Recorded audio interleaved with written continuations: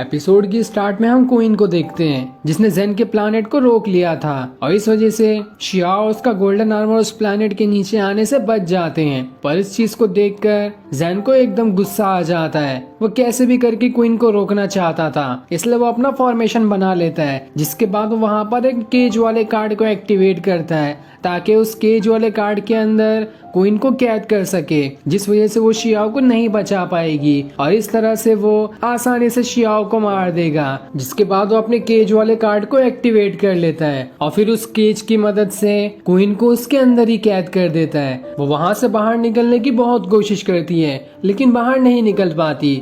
दूसरी तरफ हम लिंग फैंग को देखते हैं जो अपने घर में होता है। तभी उसका एक कार्ड चमकने लगता है जो देखकर वो हैरान हो जाता है कि आखिर ये कार्ड कैसे चमकने लग गया। तब उसके पास उसका आर्मर आता है। वो उससे कहता है जरूर कुछ गड़बड़ी हुई है, हमें जाकर शियाओ को देखना चाहिए, शायद वो किसी मुसीबत में हो इसलिए ये कार्ड चमकने लगा। पर जैसे ही लिंग फेंग वहाँ जाने वाला होता है वहाँ पर एक आदमी आ जाता है जो कि वही आदमी था जो कुछ दिनों पहले गोल्डन आर्मर और शियाओ की बातें छुपकर सुन रहा था। वो लिंग फेंग का रास्ता ही रोक लेता है। तब ये देखकर लिंग फेंग उससे कहता है तुम हो कौन और आखिर तुम्हारी हिम्मत कैसे हुई मेरा रास्ता रोकने की, अभी मैं तुम्हें बताता हूँ। जिसके बाद वो अपनी गन निकाल लेता है, साथ ही उसका गोल्डन आर्मर भी उस आदमी से लड़ने के लिए तैयार हो जाता है। पर जैसे ही लिंग फेंग उड़ते हुए उस आदमी के ऊपर शूट करने वाला होता है वो आदमी वहाँ पर अपना मैजिक कास्ट कर देता है जिस वजह से वो सभी वहाँ से गायब हो जाते हैं। अब हम उसी वर्ल्ड को देखते हैं जहाँ पर शियाओ है और उस वर्ल्ड के अंदर जेन ने अपने कार्ड की मदद से क्वीन को कैद करके रखा होता है। वो वहाँ से बाहर निकलने की कोशिश कर रही होती है लेकिन उस केज के अंदर से बाहर निकलना आसान काम नहीं है। जिसके बाद जेन क्वीन के पास आकर कहता है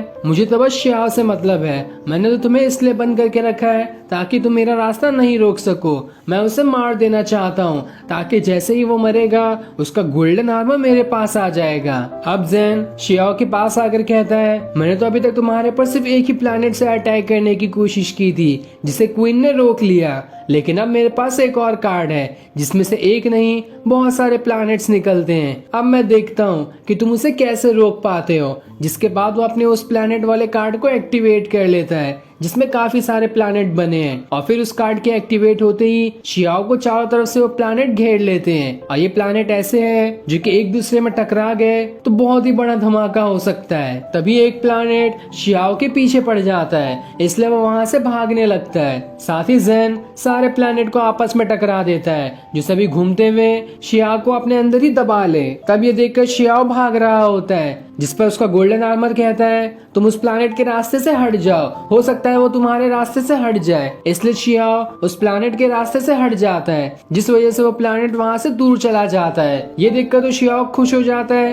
कि चलो मैं इस प्लैनेट के चंगुल से बच गया। तब जेन अपने हाथों से उस प्लैनेट को कंट्रोल करते हुए दोबारा से शियाओ के पीछे भेज देता है जिससे शियाओ घबराते हुए कहता है ये प्लैनेट तो रिमोट कंट्रोल है, अब तो मैं इससे कैसे बचूंगा। जिसके बाद जेन उस प्लैनेट को शियाओ के पीछे ही लगा रहा होता है। शियाओ अपनी पूरी ताकत के साथ उससे बचने की कोशिश करता है लेकिन तब उसके सामने जेन दूसरे प्लैनेट को ले आता है जिन दोनों प्लैनेट के बीच में शियाओ फंस चुका था और अगर दोनों प्लैनेट एक दूसरे में टकरा गए तो शियाओ तो यहीं पर खत्म हो जाएगा। तब गोल्डन आर्मर शियाओ से कहता है अब तुम्हारे पास बस एक ही रास्ता है, तुम्हें अपने फादर की तरह अपनी पावर्स का यूज करना होगा, उसके बगैर तुम यहाँ से नहीं बच सकते, तुम्हें बिल्कुल अब जनरल बनना पड़ेगा, यही एक रास्ता है इन प्लैनेट्स को रोकने का। जिस पर शियाओ कहता है तो ठीक है और फिर वो अपनी पावर्स को एक्टिवेट करने लगता है। साथ ही उसका गोल्डन आर्मर भी उसके हाथ में शील्ड की तरह लग जाता है और फिर शियाओ अपनी पूरी पावर्स निकालते हुए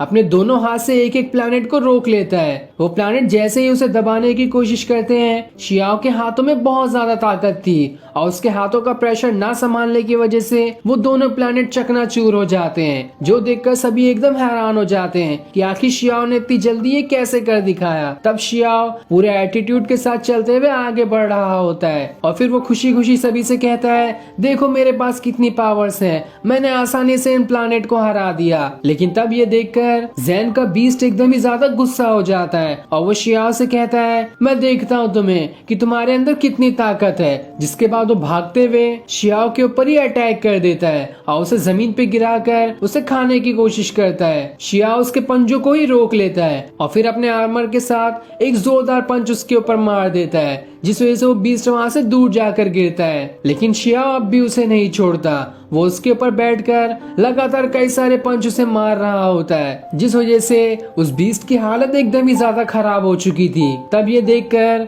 ज़ेन अपने बीस्ट वाला कार्ड निकाल लेता है और उस बीस्ट को दोबारा उस कार्ड के अंदर डालने की कोशिश करता है, क्योंकि अभी अगर उसने उसे कार्ड में नहीं डाला तो हो सकता है शियाओ उसके बीस्ट को जान से ही मार दे। जिसके बाद वो अपने बीस्ट को अपने कार्ड के अंदर डाल लेता है। लेकिन ज़ेन अब भी नहीं रुकता। वो वहाँ पर दूसरा कार्ड एक्टिवेट करता है, जिसके अंदर कई सारे छोटे स्टार्स से बना एक नेट होता है। और ये नेट इतना खतरनाक है कि अगर ये नेट किसी के ऊपर लग जाए तो इस नेट की जगह जगह पे छोटे छोटे बम लगे हैं, और वो सारे बम फूट कर जो भी उस नेट के अंदर होगा उसकी बॉडी को एकदम ही ज्यादा इंजर्ड कर देंगे। तब ज़ेन उस नेट वाले कार्ड को एक्टिवेट करते हुए उसे शियाओ की तरफ भेज देता है, जिसके अंदर बेचारा शियाओ कैद हो जाता है। ये देखकर क्वीन और बाकी सभी एकदम घबरा जाते हैं कि अब शियाओ उसके अंदर से बाहर कैसे निकलेगा। और ये सीन दिखाते ही ये एपिसोड यहीं एंड हो जाता है। Thanks for watching.